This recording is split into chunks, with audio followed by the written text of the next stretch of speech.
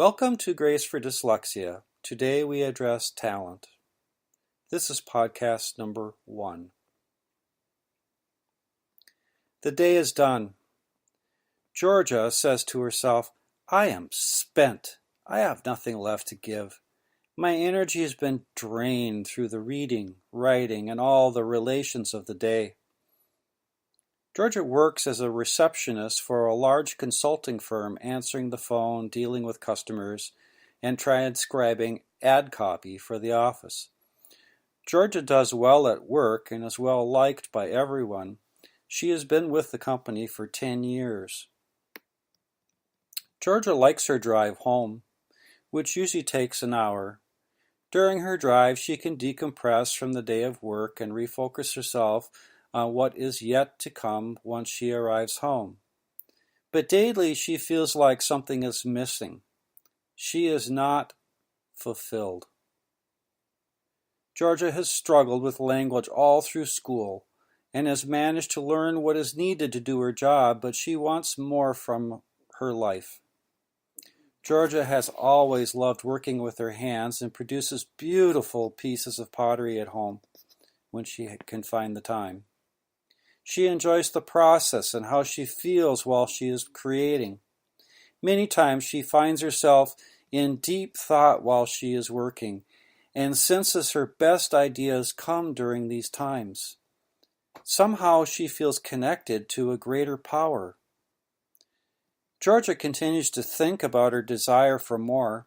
She struggles with being selfish and the potential problems her making a change in her path may cause her or her husband. She has not shared her thoughts with anyone else for fear they will think that she has lost her mind. Besides, she has never shown anyone outside her family her pottery, so what does she really have to offer? Then, months later, while at work, Georgia is helping a new client at her desk. While the client is waiting for their appointment, Georgia strikes up a conversation. She learns the new client runs an arts studio and is seeking help with growing the studio to provide greater opportunity for the community. She inquires what arts they are interested in growing, and the client shares with her, among other things, that pottery is an area they want to expand. Georgia is inspired, but at the same time conflicted by her own reality. She so wants to say something right now, but does not for fear of offending the client. When Georgia arrives home, she is consumed with what had happened and wants to talk with someone about it. She wonders if she has the courage to even start the conversation. Later in the evening, she is working on a pottery piece and her husband comes in unexpectedly.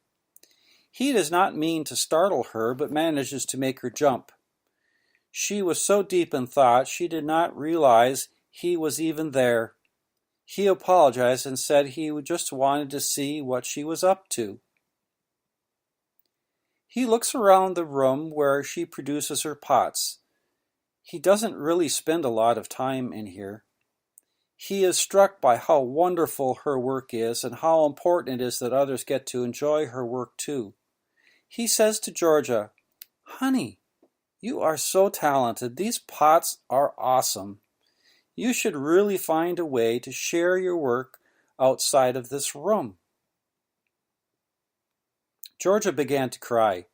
She was so overwhelmed emotionally that this was coming from not only her husband, but it was so tied to how she was thinking and feeling. Her husband was shocked that she started crying. He apologized if he had said something wrong. Georgia told her husband about the client and their plans for expansion. She told him how she was feeling.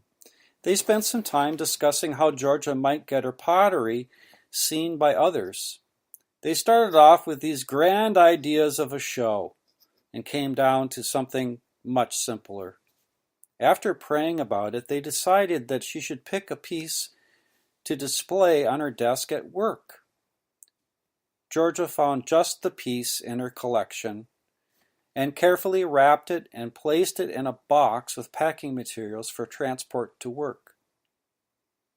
The following Monday, she brought the piece in and unpacked it. She set it in prominent view on the upper level of her desk. As the workday went on, she had forgotten about her pottery, as she was too busy. Georgia rarely thought about herself at work. It was always about the next thing she needed to do, or how she was going to accomplish the next task. Later that afternoon, the art studio client came in for a meeting and stopped to check in with Georgia. He immediately noticed the pottery piece and asked where it had come from. Georgia was at first fearful of saying anything, then just quietly admitted it was hers. The client was so impressed with her work and creativity. He went off to his meeting and Georgia just went back to work. An hour later, the client came out of his meeting and Georgia's boss was with him. They were chatting about the art studio expansion. The client stopped the boss and said, "Now look at this pottery piece. This is the sort of thing we want our community to see and be inspired by." Georgia's boss asked Georgia where she got the piece, and Georgia sheepishly replied, "I made it." Georgia tried hard not to let her excitement be visible to her boss, but her eyes said it all. Her boss says to the client, "Well, if this is what you're looking for, I think you have found it." We love Georgia here at our company. She is a wonderful person and a hard worker. We would hate to lose her, but if she can be part of your expansion plans and she agrees, you're welcome to bring her on board. Georgia was shocked and overjoyed with her boss's comments. The client considered the pottery piece. He looked at Georgia, and then he looked at her boss. He smiled and said, "You never know when you're going to find a diamond in the rough." He looked back at Georgia. "Georgia, would you consider coming to work for us as the director of pottery?"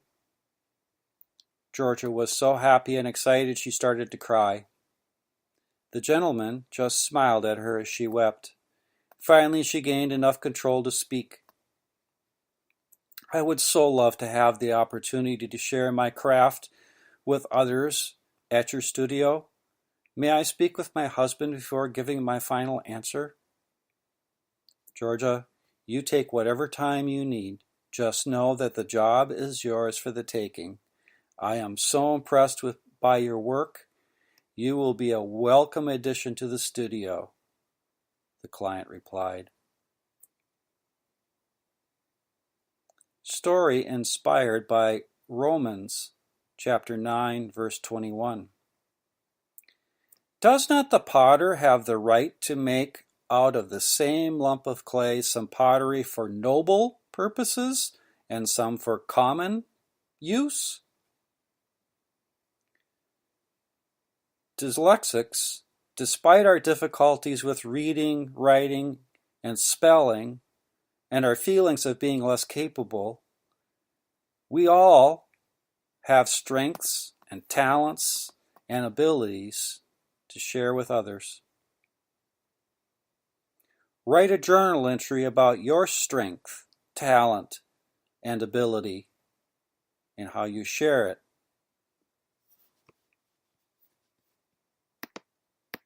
Grace for Dyslexia is a podcast dedicated to Christian encouragement for children and adults who have or are struggling with dyslexia. All stories in Grace for Dyslexia are fiction. Names, characters, places, and events are the product of the author's imagination. Any similarities to actual events, locales, or persons living or dead is coincidental.